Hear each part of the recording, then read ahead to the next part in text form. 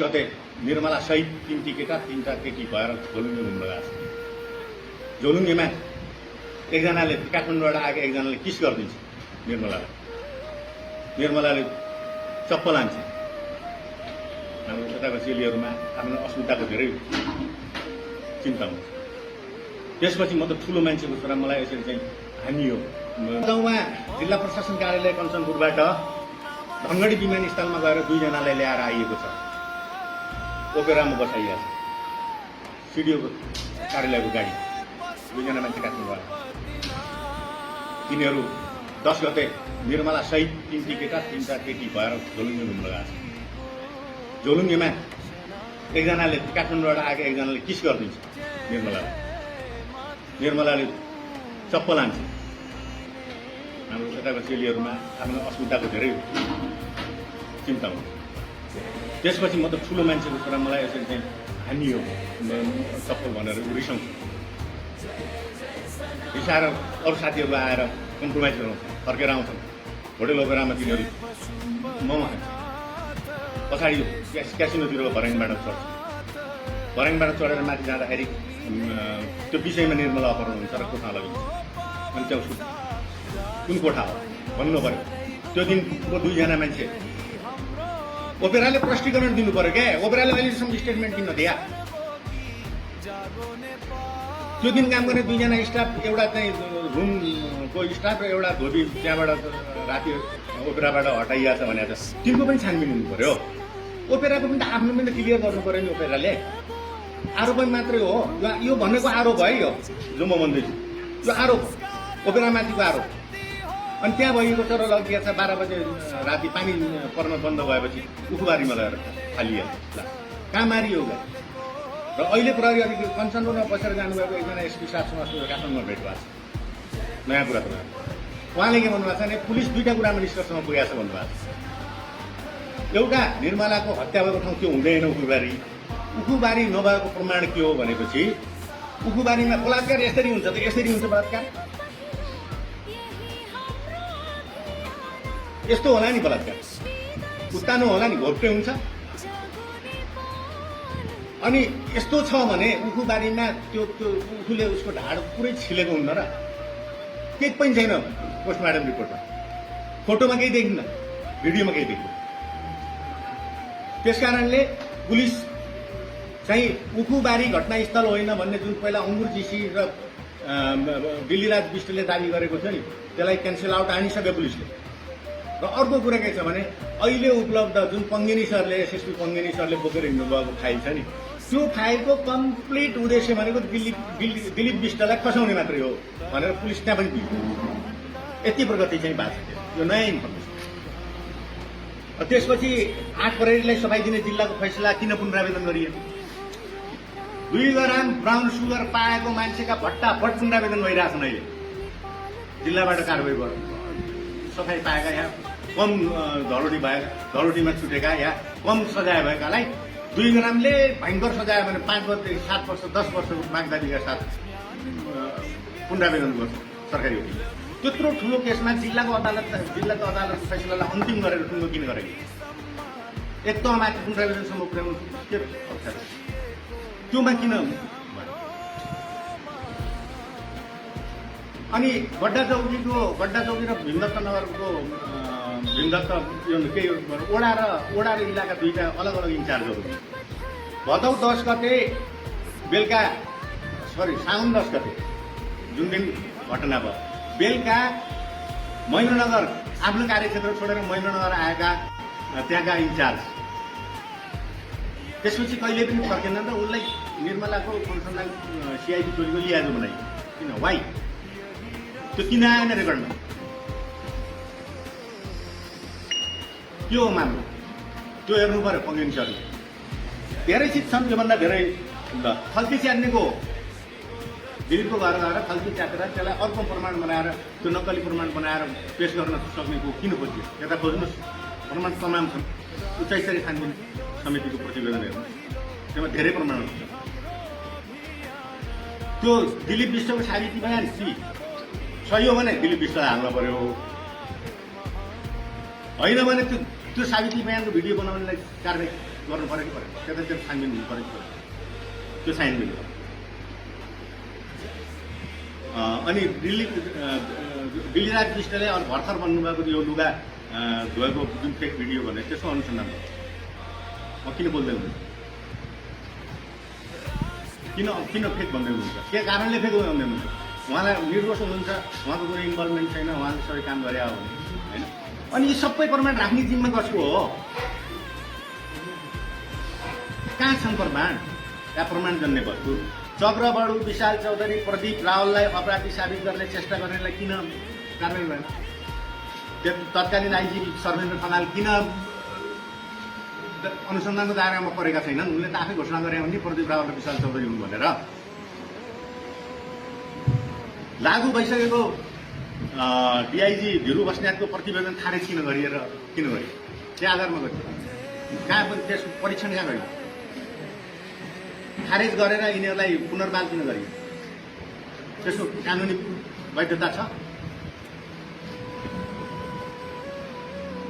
यो डिएनएको गजबको अचम्म के छ भने कति ठुलो भिआइपीको चलखेल छ भन्ने फेरि म भन्छु। यहाँबाट सङ्कलन गरेर लगिएको डिएनएको स्वाब प्रहरीकै केन्द्रीय विधि विज्ञान प्रयोगशालाले उल्टो सिक्वेन्सिङ गरेको छ डिएनए। त्यसमा सुप्रकिट भेटियो, अर्को डिएनए भेटियो, फरेन डिएनए भन्छ त्यसलाई, अरू व्यक्तिको डिएनए भेटियो, सुप्रकिट भेटियो, तर त्यो सुप्रकिटबाट ठ्याक्कै अपराधी को भनेर चिन्ने सिक्वेन्सिङ नगरेर अर्कै गरेर त्यो डिएनए ध्वस्त किन बनाइयो? पछि मानवाधिकार आयोगको एउटा स्पेसल जाँच टोलीले पत्ता लगाएको र भन्यो डिएनएबाट काम छैन बाबु, डिएनए त विधि विज्ञान प्रयोगशाला बिगारिसकेको छ।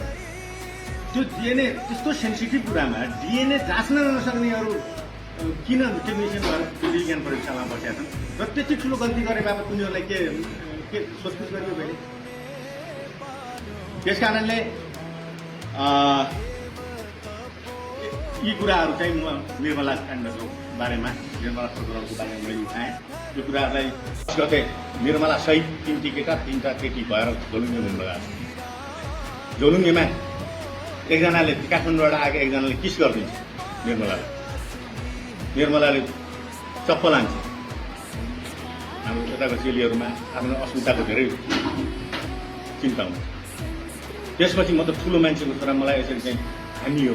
गाउँमा जिल्ला प्रशासन कार्यालय कञ्चनपुरबाट धनगढी विमानस्थलमा गएर 2 जनालाई ल्याएर आइएको छ, ओपेरामा बसाइएको छ, सिडिओको कार्यालयको गाडी 2 जना मान्छे काठमाडौँ आएको। तिनीहरू 10 गते निर्मला सहित 3 केटा 3टा केटी भएर झोलुङ्गे घुम्न गएको छ। झोलुङ्गेमा एकजनाले काठमाडौँबाट आएको एकजनाले किस गरिदिन्छ निर्मलाले चप्पल हान्छ। हाम्रो यताको चेलीहरूमा आफ्नो अस्मिताको धेरै चिन्ता हुन्छ। त्यसपछि म त ठुलो मान्छेको छोरा, मलाई यसरी चाहिँ हानियो चप्पल भनेर रिसाउँछ। रिसाएर अरू साथीहरू आएर कम्प्रोमाइज गराउँछन्, फर्केर आउँछन्। होटेल ओपेरामा तिनीहरू मोमो खान्छ। पछाडि क्यासिनोतिरको भर्याङबाट चढ्छ। भर्याङबाट चढेर माथि जाँदाखेरि त्यो विषयमा निर्मला अपहरण हुन्छ र कोठामा लगिन्छ। अनि त्यो कुन कोठा हो भन्नु पऱ्यो। त्यो दिनको 2 जना मान्छे ओपेराले प्रष्टीकरण दिनु पऱ्यो क्या। ओपेराले अहिलेसम्म स्टेटमेन्ट दिन दिया। त्यो दिन काम गर्ने 2 जना स्टाफ, एउटा चाहिँ रुमको स्टाफ र एउटा धोबी त्यहाँबाट राति ओपेराबाट हटाइएको छ भनेर तिनको पनि छानबिन हुनु पऱ्यो। ओपेराको पनि त आफ्नो पनि त क्लियर गर्नु पऱ्यो नि। ओपेराले आरोपै मात्रै हो यो भनेको आरोप है, यो जो म भन्दैछु यो आरोप ओपेरामाथिको आरोप। अनि त्यहाँ भइएको तर लगिएको छ 12 बजे राति पानी पर्न बन्द भएपछि उखुबारीमा लगेर फालियो। ल कहाँ मारियो उसलाई? र अहिले प्रहरी अधिकारी कञ्चनपुरमा बसेर जानुभएको एकजना एसपी साहबसँग अस्ति काठमाडौँमा भेट भएको छ। नयाँ कुरा तपाईँ उहाँले के भन्नुभएको छ भने पुलिस 2टा कुरामा निष्कर्षमा पुगेको छ भन्नुभएको छ। एउटा निर्मलाको हत्या भएको ठाउँ त्यो हुँदैन उखुबारी। उखुबारी नभएको प्रमाण के हो भनेपछि उखुबारीमा बलात्कार यसरी हुन्छ त यसरी हुन्छ बलात्कार। यस्तो होला नि बलात्कार, उत्तानो होला नि, घोप्टे हुन्छ। अनि यस्तो छ भने उखुबारीमा त्यो उखुले उसको ढाड पुरै छिलेको हुन्न र केही पनि छैन पोस्टमार्टम रिपोर्टमा, फोटोमा केही देखिन्न, भिडियोमा केही देखिन्न। त्यसकारणले पुलिस चाहिँ उखुबारी घटनास्थल होइन भन्ने जुन पहिला अङ्गुर जीसी र दिल्लीराज विष्टले दाबी गरेको थियो नि, त्यसलाई क्यान्सल आउट आनिसक्यो पुलिसले। र अर्को कुरा के छ भने अहिले उपलब्ध जुन पङ्गिनी सरले एसएसपी पङ्गिनी सरले बोकेर हिँड्नुभएको फाइल छ नि, त्यो फाइलको कम्प्लिट उद्देश्य भनेको दिलीप विष्टलाई खसाउने मात्रै हो भनेर पुलिस त्यहाँ पनि पुग्यो। यति प्रगति चाहिँ भएको छ, यो नयाँ इन्फर्मेसन। त्यसपछि 8 फरवरीलाई सफाई दिने जिल्लाको फैसला किन पुनरावेदन गरियो? 2 ग्राम ब्राउन सुगर पाएको मान्छेका भट्टाभट पुनरावेदन भइरहेछन् अहिले। जिल्लाबाट कारवाही भयो, सफाई पाएका या कम धरोटीमा छुटेका या कम सजाय भएकालाई 2 ग्रामले भयङ्कर सजाय भने 5 वर्ष 7 वर्ष 10 वर्ष मागदारीका साथ पुनरावेदन गर्छ सरकारी वकिल। त्यत्रो ठुलो केसमा जिल्लाको अदालतको फैसलालाई अन्तिम गरेर टुङ्गो किन गरेको? एक त अमाथि पुनरावेदनसम्म पुर्याउनु के अर्थ छ? त्योमा किन? अनि गड्डा चौकी र भीमदत्त नगरको भीमदत्त ओडा र इलाका दुईटा अलग अलग इन्चार्जहरू भदौ 10 गते बेलुका साउन 10 गते जुन दिन घटना भयो, बेलुका महेन्द्रनगर आफ्नो कार्यक्षेत्र छोडेर महेन्द्रनगर आएका त्यहाँका इन्चार्ज त्यसपछि कहिले पनि फर्केनन् र उसलाई निर्मलाको अनुसन्धान सिआइडी टोलीले लियाजो बनाइयो। किन? वाइ? त्यो किन आएन रेकर्डमा? के हो मान्नु? त्यो हेर्नु पर्यो पङ्गिनी सरले। धेरै चिज छन् योभन्दा धेरै। ल, फल्ती च्यात्नेको दिलीपको घर गएर फल्ती च्यातेर त्यसलाई अर्को प्रमाण बनाएर त्यो नक्कली प्रमाण बनाएर पेश गर्न सक्नेको किन खोज्यो? त्यता खोज्नु प्रमाण तमाम छ। उच्चस्तरीय छानबिन समितिको प्रतिवेदन हेर्नु, त्यसमा धेरै प्रमाणहरू छ। त्यो दिलीप विष्टको साबिती बयान कि सही हो भने दिलीप विष्टलाई हाल्न पर्यो, होइन भने त्यो साबिती बयानको भिडियो बनाउनलाई कारवाही गर्नु पर्यो कि त्यतातिर छानबिन हुनु पर्यो, त्यो छानबिन। अनि दिल्लीराज विष्टले भर्खर भन्नुभएको यो लुगा धोएको जुन फेक भिडियो भने त्यसको अनुसन्धान म किन बोल्दैन? किन फेक भन्दै हुनुहुन्छ? के कारणले फेक भन्दै हुनुहुन्छ? उहाँलाई निर्दोष हुनुहुन्छ, उहाँको कुनै इन्भल्भमेन्ट छैन, उहाँले सबै काम गरे हो होइन। अनि यी सबै प्रमाण राख्ने जिम्मा कसको हो? कहाँ छन् प्रमाण? या प्रमाण जन्ने वस्तु? चक्रबडु विशाल चौधरी प्रदीप रावललाई अपराधी साबित गर्ने चेष्टा गर्नेलाई किन कारवाही भयो? तत्कालीन आइजी सर्वेन्द्र खनाल किन अनुसन्धानको दायरामा परेका छैनन्? उनले त आफै घोषणा गरे भने प्रदीप रावल र विशाल चौधरी हुन् भनेर। लागू भइसकेको डिआइजी धिरु बस्नेतको प्रतिवेदन खारेज किन गरियो? के आधारमा गरियो? कहाँ पनि परीक्षण कहाँ गरियो? खारेज गरेर यिनीहरूलाई पुनर्बहाल किन गरियो? त्यसको कानुनी वैधता छ? यो डिएनएको गजबको अचम्मको केन्द्र भने कति ठुलो भिआइपीको चलखेल छ भन्ने फेरि म भन्छु। यहाँबाट सङ्कलन गरेर लगिएको डिएनएको स्वाद प्रहरीकै केन्द्रीय विधि विज्ञान प्रयोगशालाले उल्टो सिक्वेन्सिङ गरेको छ डिएनए। त्यसमा शुक्रकिट भेटियो, अर्को डिएनए भेटियो, फरेन डिएनए भन्छ त्यसलाई।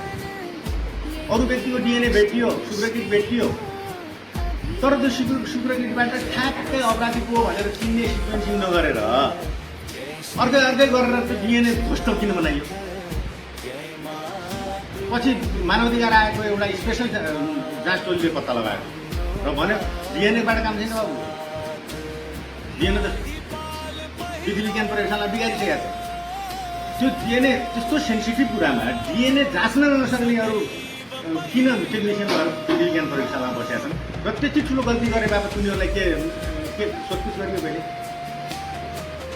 त्यस कारणले यी कुराहरू चाहिँ म निर्मला छान्नेको बारेमा, निर्मला प्रकरणको बारेमा मैले उठाएँ। यो कुराहरूलाई सबै